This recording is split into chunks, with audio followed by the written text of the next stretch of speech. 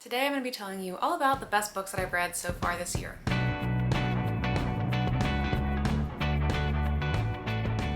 On the end of June, so we are just about officially halfway through the year, and I wanted to take some time to sit and reflect on the best books that I've read to this point so far in the year. I looked back and I have only had 8 5-star reads this entire year, but today I'm going to tell you about 13 books. I'm only going to tell you about 7 of the 5-star books because one of them was a manga of Spy Family, and it was just like Spy Family number 8 because that one in particular was really good, and I don't think the series as a whole would classify as one of my favorite things I've read this year. So we're going to be focusing on my 7 novels that were 5 stars, and then I also have some more books that were about 4.5 stars that I just couldn't leave off the list. So I think in total we have 13 books we're going to go through today, and I'm going to try to do a countdown to get to my number 1 favorite book of the year, but this is super subject to change. I could probably re-rank these in an hour and it would be a little bit different. It was very hard to stack rank these, especially when you get down to particular books and you really like them both, but for different reasons. So this is generally-ish about how they rank least of the best to the best of the best, but they're all the best. I loved all these books. I recommend all these books, and these have been my highlights of the year so far. First up is a book that I just recently read, so this is actually the first time I've talked about it on my channel, and that is Yellowface by R.F. Kuang. This is a literary fiction book that also has some elements of suspense in it as well. In this story, you are following this author named June, and she just wants to be a successful author. She has a friend who she has come up with around the same time who is named Athena, and Athena has everything that June wants. Athena gets this rage success with her first couple of novels. She gets Netflix shows. She has all this press about her. Like, she has reached success, and June just envies her so much for that. And then one night there is this freak accident that happens. Athena ends up dying, and June decides to take a manuscript of Athena's that she had seen in her apartment that she knew Athena hadn't shared with anyone else, and take it and edit it and publish it as her own so that she can have a successful novel. Where the issue comes in is that June is a white woman and Athena is an Asian woman who is writing a story about the Chinese laborers in World War I, and so this is a novel that is own voices. It is about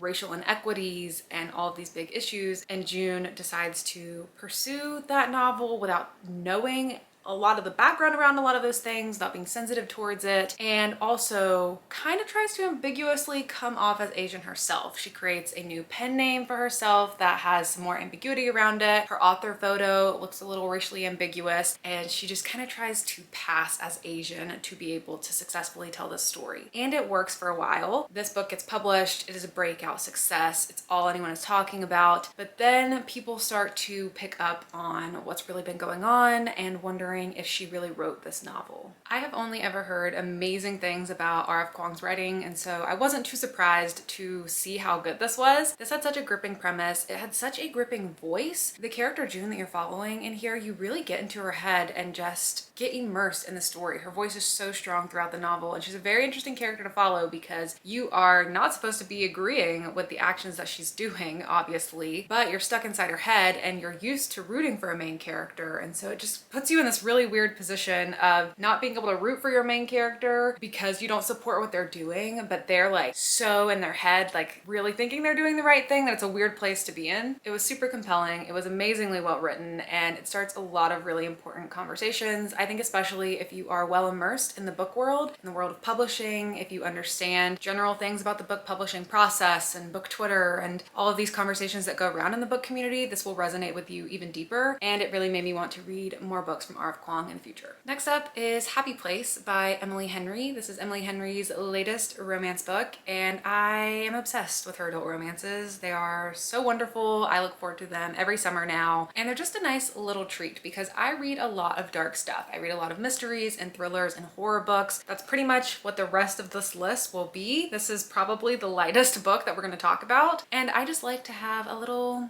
special treat, a little spark of joy, and Emily Henry's romances really resonate with me. me. In this one, the main characters you're following are Harriet and Wynne, and they have been together a long time. They come from the same friend group in college, and then they ended up getting together, and they've been together for years, and then they were engaged, and everything seemed to be going well, but they have secretly broken up, and their friend group doesn't know that. But the friend group gets together every summer for a vacation, and Harriet and Wynne still have not told their friends that they're broken up, and so while they are together on this vacation, they have to pretend to still be together just to get through the vacation, to not ruin it for the rest of their friends, because this is actually going to be the last time that they get to come back to this house that they always go to, because the person who owns it, their family is selling it, and they just want it to be a special trip. I do not read a lot of romance, so I'm definitely not a romance expert, but this is what we call the second chance romance trope, where this couple has lost their love and they're looking, you know, for the spark to potentially bring them back together. I guess it's also a bit of a fake dating trope because they're pretending to be together while they're not, and I really enjoyed it. I really just love Emily Henry's characters. She really just captures adulthood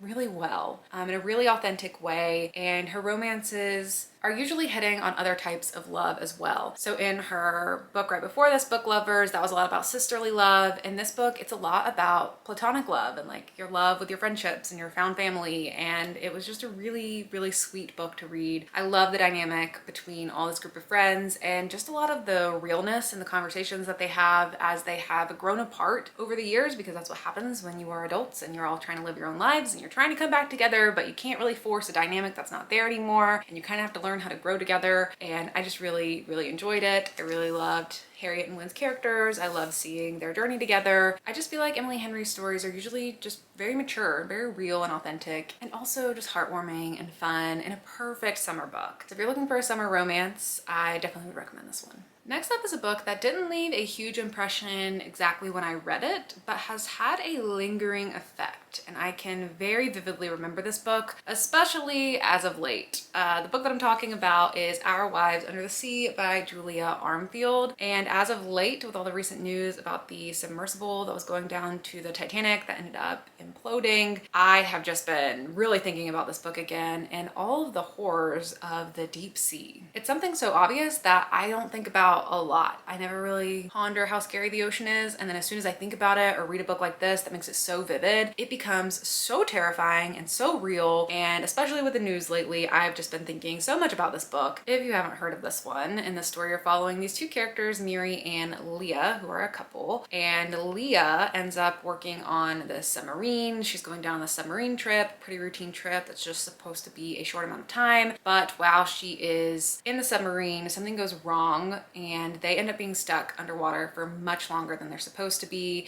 Their power goes out, so they're sitting in complete darkness and they don't know if they're going to be able to make it back up. But where the story is starting, they have made it back up, and Leah is back with Miri, and she is now really just trying to cope with a lot of the trauma of that horrible experience. And in this story, you're following both Miri and Leah's perspective, and so it becomes a story about romance and love and grief and going through hard times together and supporting your partner through those difficult traumas, and also going through your own traumas, because you get both of their perspectives. And this book also has this element of the absurd or the bizarre happening in it as well, where there are some weird things happening to Leah ever since she has gone through this accident. And so it's part horror, part literary fiction, part romance. Like, there's a lot of different elements going on in the story, and it's just really beautiful and really haunting. Like I said, this one has been lingering with me for a very long time. It is incredibly atmospheric, and it will have you terrified of the ocean. Next up is Not So Perfect Strangers by L.S. Stratton. This story was inspired by Alfred Hitchcock's Strangers on a Train. It is a sort of modern retelling of it. And in this one, you are following these two women, Tasha and Madison, who are both trying to leave their abusive husbands, and they decide to help each other out in getting away from their abusive husbands. But what that means for each of the women is different things, and that leads to some intense circumstances. I feel like you don't need to know too much about this one to go into it. It's best to leave it mysterious, and then it is exciting when you see what's going on in the story. An important element to this one as well is that Tasha is a Black woman and Madison is a white woman, and the author just does such an incredible job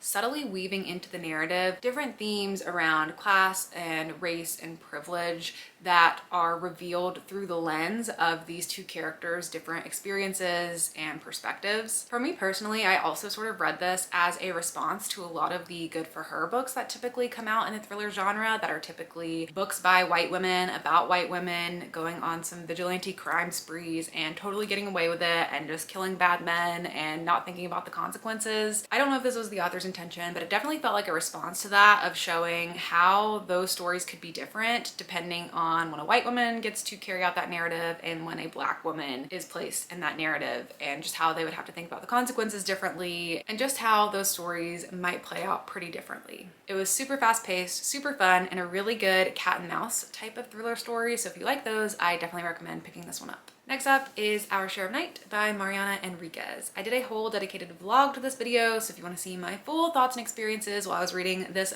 very long novel, you can go check that out for all my full thoughts. I was pleasantly surprised by this book because I have tried to pick up something from Mariana Enriquez in the past. I tried to read one of her short story collections years ago, and I don't remember really getting into it. I ended up sitting it down around halfway through, and this is a super long book, so this was a really big commitment, but it sounded intriguing to me, and so I wanted to give it a shot, and I'm very glad I did because I had a super good time with it. This is a very expansive story that is about a lot of things, and so there's no really one simple way to give you the plot, but the main kind of story you're following in this one is there is this father and son, Juan and Gaspar, and in the beginning of the novel, you are following them as they are running away from something, and Juan is trying to protect his son, Gaspar, from his late wife's family, who is part of this organization called the Order that is very cultish and trying to seek eternal life. That's where the book kicks off, and then you follow these characters through decades of their life. So there is so much that happens in this. There's so many different parts of the narrative that are explored, but I just thought the narrative was weaved together so well. It keeps you intrigued the whole time, even though you're going through all these long parts of the story and all these different places and all these different perspectives and jumping around all these different years. But the character work just felt so authentic to me. I felt like I really got to know these characters. I really wanted to see where their journey went, and it just covers a lot of really great topics about family and love and betrayal, and there's some coming of age stuff in here, there's some supernatural stuff in here. It's just a really packed novel that definitely probably could have been shorter, but I always say that about long books. But I really did enjoy it. It kept me captivated through all the hundreds and hundreds of pages, and I would really recommend it if you like stories that are really expansive and really get into some deep character work. Next up is Liquid by Megan Giddings. This is the second book I've read from Megan Giddings, and I've really enjoyed both of the books that I've read from her. So this is an author I will definitely be keeping an eye out for more books from, because I just really love their writing style. In this story, you are following a black woman named Lena, whose grandmother recently died, and now she is put in a position where she feels like she needs to take care of her family because her mother is unable to work, and so Lena really becomes the breadwinner of the family. She drops out of college and she decides to participate in these medical experiment trials that are happening to be able to earn a lot of money to help support her family. But through those medical trials, things go deeply wrong and become deeply strange, and reveals a lot of the true horrors of how Black women and other people in minority groups are treated in the science field. This is another story that was just so captivating. It was so hard to sit down because it just sucks you in, and once it goes, it is just going, and you just have to know what's going to happen next. It was also incredibly atmospheric and also really hypnotic. The writing in this one really places you in this main character Lena's perspective, and as she's going through these medical trials, she is not always aware of what's going on around her, or if it's real, or if it's an effect of some of the drugs she's on, and you get that same amount of disorientation through the way this is written. I just thought it was done so well, and it also offers great commentary, and it was so truly horrific. I haven't heard anything about a new book coming out from Megan Giddings this year, but I feel like it's just about time. So I'm gonna be looking out for another book from her because I really enjoy her stuff. Next up is Foe by Ian Reid. Like all of Ian Reid's books, this is a little bizarre story that is best consumed if you know as little about it going into it as possible. So all I'm going to tell you about this one is you're following this couple, Junior and Henrietta, and they are living out on this farm, and one day this man arrives and tells Junior that he is being selected to participate participate in this program to go away to space, and that leads to a lot of feelings of disruption to Junior and Henrietta's lives. That's all I'm gonna say. If that sounds interesting to you, go into it only knowing that. It is a very strange book. It has a very interesting tone to it. It feels like a lot of Ian Reid stories where you're just placed in this bizarre situation that feels mostly normal, but there's definitely something unsettling to the story. You can tell that there's something just slightly off with what is happening, and it was just so wonderful. I love all of Ian Reid stuff. Can't wait for another book from him. I don't think I'd say this is my favorite that I've read from him. Probably We Spread is my favorite of his books, but this was a 5-star. I loved it. All his stuff is so good. Next up is In an Absent Dream by Shauna Maguire, and this is actually the 4th or 5th book in the Wayward Children series. I have been very slowly reading this series for years now. It's taking me so long to get through them, but I'm also just kind of cherishing them because they're just so good and they're short, and I sit down and I read them in one sitting, and I could just read them all in one weekend, but I'm spreading them out over years. The series still is ongoing. They're on like the 8th or 9th or 10th book or something at this point, so there's still plenty more for me to read, but I got to this one this year, and this is still the latest that I've been in the series, but this was definitely a standout in the series for me. So far, my favorites have been this one and the second book, Down Among the Sticks and Bones. This one in particular could be read as a standalone. You don't really have to read these books in order. There's some that feel better reading them in a certain order just because you'll see some characters pop up and you'll understand more about them at different points in the story. But the series in general is just about kids who go through these portals in the world, like real world kids who end up going through portals, going to different worlds, and then sometimes they come back to the real world, sometimes they don't. And when they come back to the real world, sometimes they end up kind of depressed that they have left these wonderful magical worlds. They're kind of just like these adult fairy tales that are always either really whimsical or nostalgic or heartwarming or heartbreaking. And this one in particular, you're following this character named Lundy who ends up going to this world called the Goblin Market, and I just found this world so fascinating and the rules of the world so fascinating and the characters that you meet in the story so fascinating and Lundy as a character so fascinating. I just loved everything about this one. I think Shauna Maguire just has such a magical talent with her writing to just create these stories that just feel unlike anything else. And every time I read these, I say, if you haven't picked up the series yet and you're not a fantasy reader, just pick them up. I feel like these are just a book that anyone could love. You could probably start with any book in the series, but I would recommend starting in the beginning because it's been really fun to be reading them as they're going along, and I'm hoping to get to the next book in the series very soon, but I still probably will just be stretching them out, reading one every couple of months so that I'm just savoring the series as it's coming along. Next up is one that really surprised me, and that is Signed Here by Claudia Lux. I had heard a lot of good things about this book, but I didn't feel like I ever saw anyone love this book or give it a 5-star even, and maybe that helped with my expectation setting going into it because I was blown away. I thought this book was so much fun, so well done, and I just had a really good time with it. In this story, you're following two main narratives.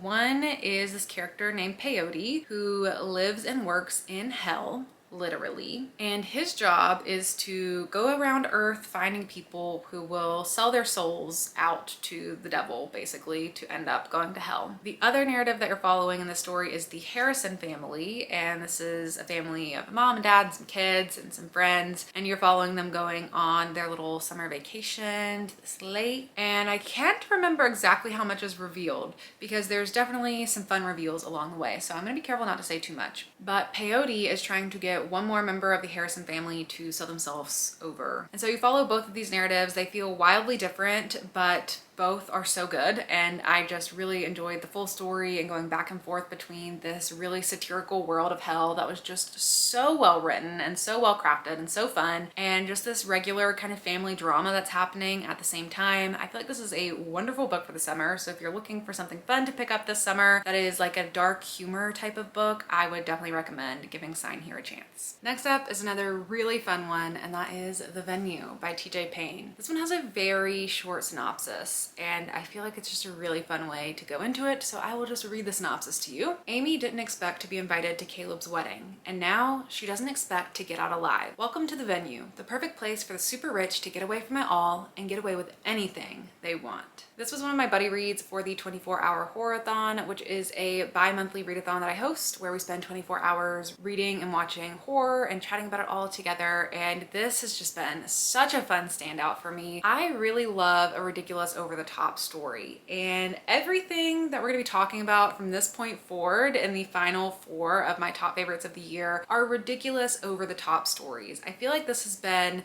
something I'm really leaning into this year, of just having fun with horror and thriller books that take a really weird, wacky turn, that take some bold risks, that don't take themselves too seriously. I just really feel like I've been having a lot of fun with those types of stories this year, and this one has been a big standout in that category for me. This just reads so incredibly fast. It's so bizarre. It's so immersive. It's so fun. And I really don't want to say too much about it because I don't want to give away all of the joy of the discovery of this book, but if you also like ridiculous over-the-top stories, then I would definitely recommend picking this one up. Next up on my list of weird and wacky books, coming in at my number 3 spot, is The Writing Retreat by Julia Bartz. This just sounds like a pretty average thriller. You're following this group of women who have been invited to come to this writing retreat out in the secluded, icy, snowy mountains, and the retreat is being hosted by this famous writer who is bringing these 4 lucky women together to get the time to work on their books together, workshop them, get some feedback and critiques from each other and from an author that they highly admire. But the more time that passes at the retreat, the more strange that things seem to become, especially the behavior of the author Rosa, who is hosting this retreat. She starts to seem kind of erratic and like she's playing some mind games with these writers, and things take such a fun turn. I had the opportunity to read this book as an ARC. I had it as an early copy, and I just loved that I was able to read it before hearing anything about it, because I was truly just expecting a pretty, run-of-the-mill type of thriller. I just love a good isolated snowy mountain thriller. They're all stuck in one little area. I thought that's going to be a fun time, but this book really surprised me. I had the absolute best time with it, and I cannot believe that this was Julia Bartz's debut novel. I absolutely cannot wait to see what she does next. Next up is a slightly older book. I feel like most of the books I've talked about are relatively new in the past year or two, but this one is a couple years old, and that is The Chain by Adrienne McKenty. This was one of my book club picks this year. If you don't know, I have a channel membership option here on YouTube, and part of that at the top tier is a book club where we do each month. We vote on a book, we read it together, we discuss it together, and this was one that we chose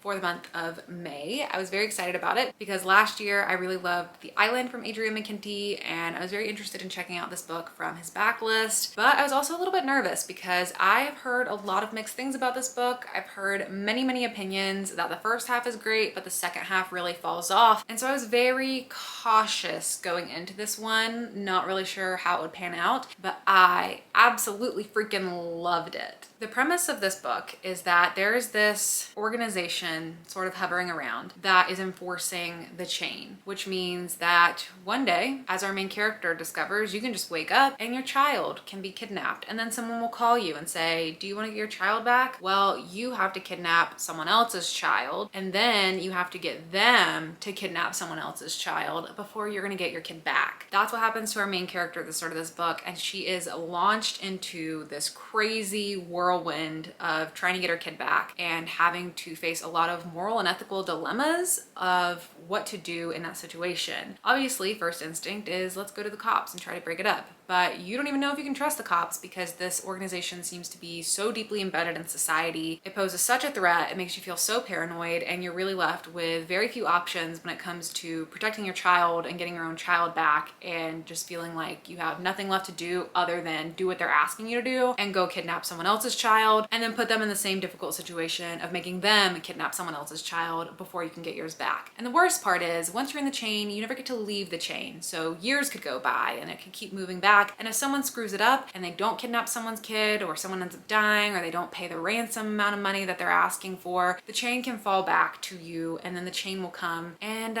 kill you and your family. So it just freaking sucks. It puts you in this really awful situation. And that was part of why I was also a little bit skeptical with this book, because that's such an intense circumstance. It just feels like something an author could easily get backed into a corner about. I'm like, how do you even write that? It sounds like such a difficult writing prompt to put yourself into. I thought this book just did everything perfectly. I mean, it was amazing. It wasn't an absolute perfect book, okay? I mean, there's definitely some like flaws and faults with it.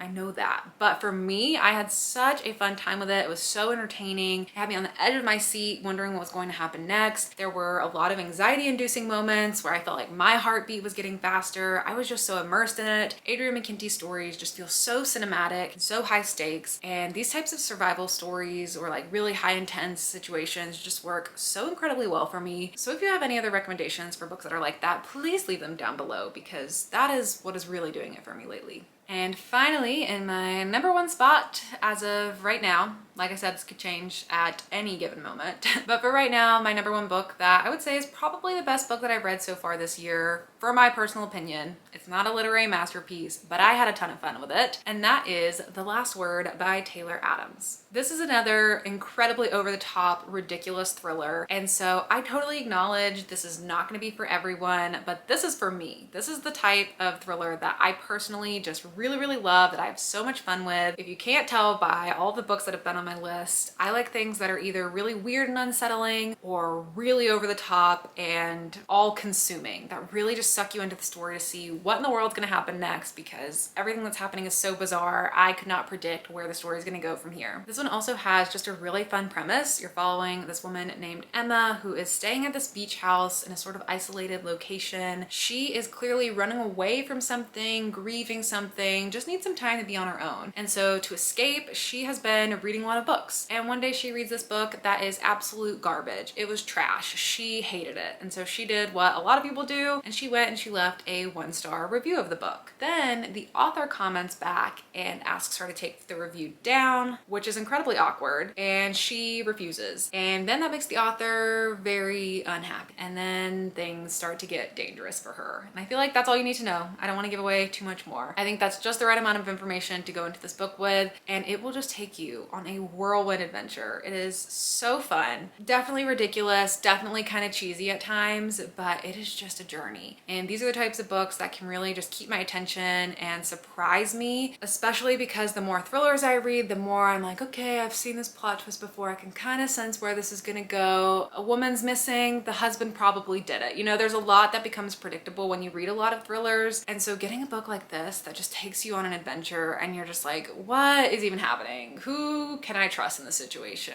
Where is the story going to go? That is what I really, really love. And so that is why The Last Word is right now my favorite book of the year so far. So that is it for my top 13 in order for 2023 so far, except Not So Perfect Strangers I do not own a physical copy of, but that would be right about here, I think, is where it was in the ranking. And this is just such a funny stack to look at, especially because of how ridiculous some of these books at the top are and then how weird some of these books towards the middle are. I just have very interesting reading tastes that are changing year after year after year. It's been funny because I felt like I haven't had the best reading year so far. I mean, only 8 5-star books in the first half of the year doesn't feel like a lot to me, and so I'm hoping to find a lot more 5 stars in the second half of the year. It will be very fun to compile all of my favorites of the year and try to whittle it down to a top 10 by the end. Some of these books you'll definitely be seeing again. Some of them will definitely be pushed out, I hope, by finding a lot of new great books throughout the second half of the year. And it will be super fun to see, does this book remain my number one favorite of the year by the end of the year? I don't know. You'll have to stick around to find out. But that's all I have for you today. Let me know down in the comments below what your favorite books have been so far this year, and let me know if I convinced you to pick up any of my favorites. But that is it for me. Thank you so much for watching, and I'll see you all in my next video. Bye!